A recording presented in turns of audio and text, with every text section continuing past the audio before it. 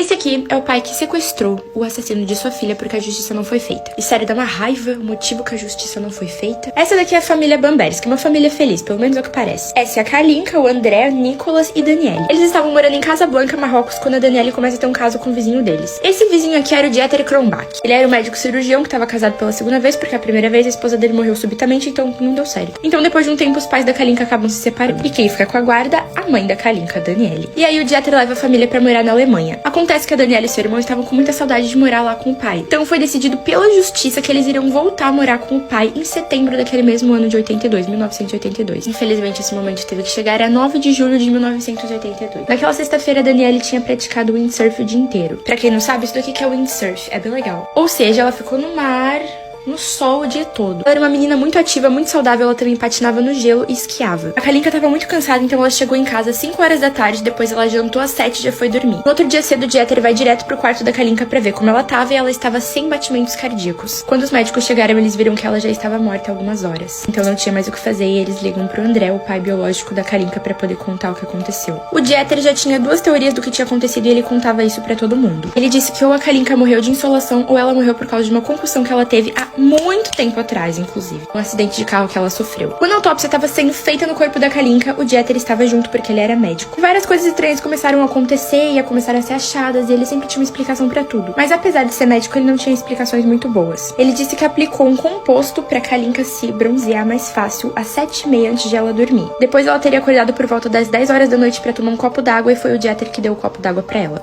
E quando ele chegou no quarto dela e viu que ela estava sem batimentos cardíacos, ele começou a aplicar várias injeções e dar várias coisas pra ela pra ver se ela reanimava. Acontece que a Kalinka teria morrido por causa de uma injeção de cobalto que deram nela. Ela tava cheia de marcas de injeção, além das partes íntimas dela estarem rasgadas. E ela tava machucada lá. Tinha até um líquido branco nas partes íntimas da Kalinka que nunca foram analisados. O pai da Kalinka, o André, nunca desistiu e ele tinha certeza que o padrasto dela tinha alguma coisa a ver com aquilo. Acho que todo mundo poderia ter certeza, né? Menos a mãe dela que não acreditava. O caso foi analisado de novo porque o André se esforçou de verdade muito pra isso. E só em 1993 eles conseguiram determinar que sim, o padrasto tinha alguma coisa a ver. O Dieter foi condenado, mas ele estava em outro país, então eles não queriam extraditar ele pro país pra ele poder ser julgado. Então ele simplesmente continuou sendo médico no país onde ele estava, tranquilamente, como se nada tivesse acontecido. 2 anos depois, o Dieter foi acusado de ter abusado de uma menina de 16 anos. Novamente, ele se safou. Já tinham se passado quase 30 anos da morte da Kalinka e o Dieter não ia mais poder ser julgado. Então o Dieter consegue a ajuda de 2 homens de graça pra sequestrar o André e levar ele pra França pra ele finalmente poder ser julgado. E só assim, depois de quase 30 anos, ele é julgado e condenado.